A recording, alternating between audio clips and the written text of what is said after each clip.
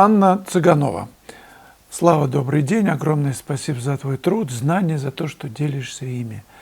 Была у тебя на мастер-классе в Багдарне.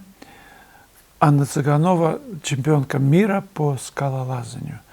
После него появилось новое мышление, большее понимание, как работает пространство. Вопрос, что теперь делать со старыми работами? Исправлять их согласно новому мышлению или начать все с чистого листа? Я вчера 3 раза пытался починить тостер, который хлеб греет. Он проработал лет 20, наверное. Хорошая фирма. Нажимаешь, опять выпрыгивает, ничего не получается. Разбирал 3 раза. Вот раньше попадало там кусочек хлебушек, и он мешал нажимать всему этому механизму. А сейчас все в порядке, чисто. И вот что мне было делать? Я его выбросил. Пришло время с ним расстаться. Ну, Анна добавила, мы в нашей переписке, что ее интуиция подсказывает, что нужно все заново начать. Я ей написал, что она мастер интуиции. Но интуиция никогда не обманывает. Новое мышление – это значит, что ты смотришь на свои работы по-новому. И просто, если там их можно исправить, то есть все нужно исправлять, фактически переписать. Поэтому время ушло. Анна работает на пленэре, всегда с натуры. Ощущения стерлись, они обычно хранятся, я не знаю, у каждого по-разному, ну там 3 дня, например. И поскольку Анна всегда в горах и с собой таскает художественные принадлежности, то я предлагаю писать все с чистого листа по-новому, с новым мышлением. И очень быстро придет время, когда вы на свои работы того из той прошлой жизни просто не сможете смотреть. Витарус Вита. Замечательная работа, Вячеслав. Это вот об этой работе, о натюрморте. «Чай на природе вкуснее» я назвал ее. А мастер-класс по ней будет? Она написана, Вита, на мастер-классе в Багдарне недавно, пару недель назад. И вот он был, и я написал ее.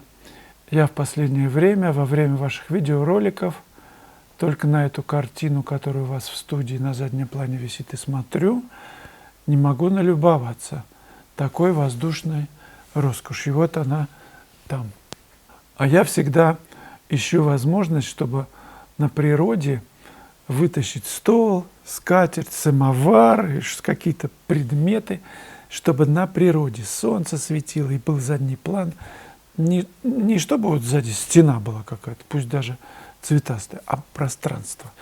И тогда я тоже не могу налюбоваться. Писать на природе натюрморт – это прям волшебство. Если кто-то из вас еще не заразился этим, я очень вам завидую. Ну, попробуйте, просто быстро очень заразитесь. Друзья, напомню, что по вашим просьбам мы продлили акцию 50%, скидка на все мои уроки еще на 3 дня. Она будет работать до 15 числа включительно. Так что набирайте в корзинку, в лукошко эти самые уроки, занимайтесь, пишите и присылайте мне на разбор. Идет активный набор участников на класс в Провансе, который будет со 2 по 7 июля. Программа готова, она выложена на сайте. Заходите, читайте, присоединяйтесь. Николай Чистилин. Как говорил Чистяков, тоже чист, корень. По натуре и прием. Согласен с вами, фон, как правило, пишут тонко, даже местами светится холст. Но мне кажется, вы как-то говорили, что иной раз можно отойти от правил. Ну а чё ж, надо всегда пробовать, экспериментировать. Собственно, гениальная работа, импрессионистов, например, Матисса, да, это отход от правил.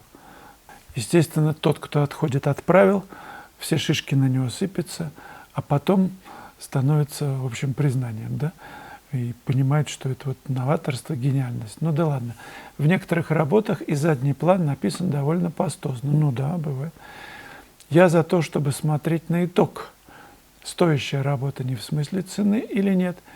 Если затрагивает душу, не обращаешь внимания, конечно, в первую очередь на технику. Это потом. А сначала, в общем, цепляет или нет.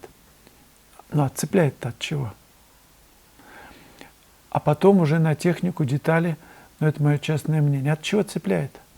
Опять давайте вспомним фразу знаменитую Николая Фешина. Он говорил, что образы, которые написаны, люди изображенные, все это не имеет через какое-то время не будет иметь никакого значения. Ну, намекая на то, что образы всем, в общем-то, понятны, люди, которых изображали уже, портреты, да, их давно уже нет, они в других мирах. Так вот, Фешин продолжает, что останется только одно, что имеет значение. Как это сделано, как это написано. Значит, получается, техника на первом месте. Для него была, для меня тоже. И он виртуозность исполнения ставил просто во главу угла. И считал, что вот это нужно совершенствовать, достигать мастерства, в виртуозности написания. А сюжеты, понятны всем. Джулия Булатова.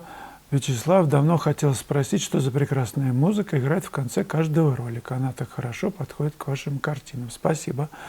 Никита Братусь, мы давно дружны, он эмигрировал, живет в Германии, по-моему, сейчас. Никита Братусь, вы можете послушать его музыку, наберите в поисковике. Елена Пухарева, можете, Вячеслав, сделать урок по фону? Думаю, у многих, как и у меня, проблемы с фоном в натюрморте и в портрете. С пейзажем полегче. Даже если соблюдать тональность, часто мучаюсь с фоном. Как сделать так, чтобы было живописно? Насмотренность не помогает. В общем, хорошо бы был, чтобы был такой урок у вас. Хорошо, не помогает насмотренность. Допустим, вас зацепила какая-то картина, у которой фон хороший. Портрет, например. Да, возьмите свою голову, портретируемого, написали, а фон возьмите оттуда, просто попробовать, чтобы получилось так же. Посмотрите, как он сделан, из чего он состоит, какими материалами. Может быть, мастихином, может быть, там, я не знаю, размазано чем-то. Просто, чтобы почувствовать, нужно перенять этот кусок. Просто для опыта. Очень может помочь. Для этого, собственно, и делаются в Академии копии, чтобы почувствовать технику мастера того или иного. Урок-то я сделаю, но я буду все равно в этом уроке говорить, что мы пишем все вместе. И фон более условно, например. Потом центр композиции более развернуто, да? Передний план тоже может быть условно как вход. Все это вы хорошо знаете. Теперь как это сделать? Но любой урок существующий, вы можете посмотреть, как эти взаимосвязи сделаны, да? И может это помочь. Но я обращу в следующем курсе, наверное, внимание на вот эту задачу, чтобы тщательно выстроить связи центра композиции и фона, как его решать. Да? В любом случае достаточно помнить о том, что это разные задачи. Вот лицо, например, портрет, да, центр композиции и фон. Несмотря на то, что там все есть, мы это решаем более условно, чем вот это. Памятование об этом, когда вы работаете, просто бумажку себе наклеить, что условно буду фон решать. А тональные отношения вы держите, какие видите. Мария Волкова. Могла бы и трусы надеть, но речь о натурщице, которая позировала обнаженной, без трусов. Представляете? Я не удивлюсь, что скоро на Давида, который копия Микеланджеловского стоит у нас в Пушкинском музее, кто-нибудь издадут какой-нибудь закон, чтобы трусы надели на него. Недавно Даная вернулась в Эрмитаж Рембрандта, но она тоже без трусов как-то. При реставрации не стали на нее надевать трусы. Но трусами же, наверное, тоже не ограничится. Можно на Данаю еще и бюстье, бюстгальтер нацепить. И будет совсем другое впечатление. На Афродиту тоже можно. Или Три Грации Боттичелли. Хорошо в бюстье, в трусах девчонки танцуют, да? Елена Гаевская. Ой, как хотелось бы с вами писать этот вид, но 2 слова про вашу персональную выставку, хотя сужу только по видео. практически все нравится. Девушка в позе лотоса, обнаженная перед зеркалом, пейзаж с ультрамариновой горой и бирюзовой водой. Но вот что не понравилось, категорически девушка с голым задом, в красных сапогах.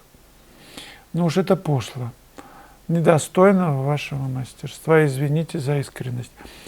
Ну как же можно, Елена, извиняться за искренность?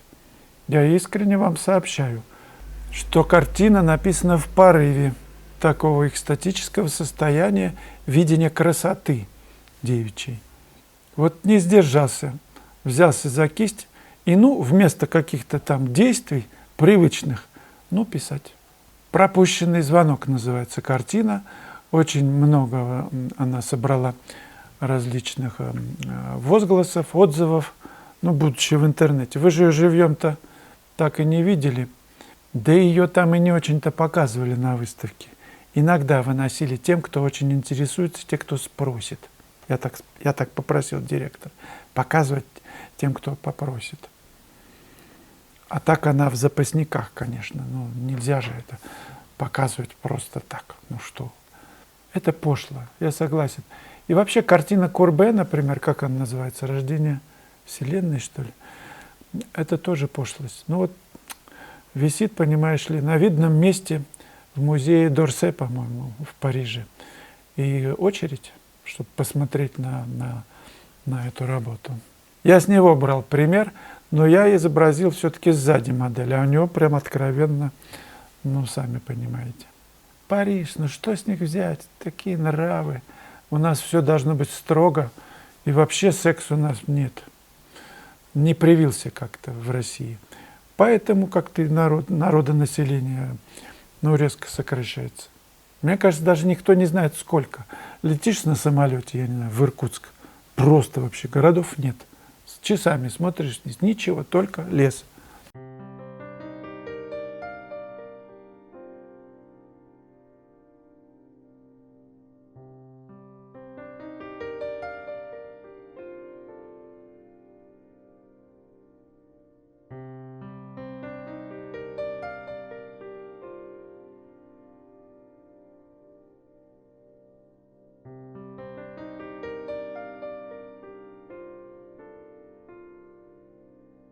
Не забывайте отметиться в журнале, друзья, и задавайте вопросы, комментируйте. Вот человек, который позировал в трусах, индеец. Я снял немного, как писал темперой, работу с ним.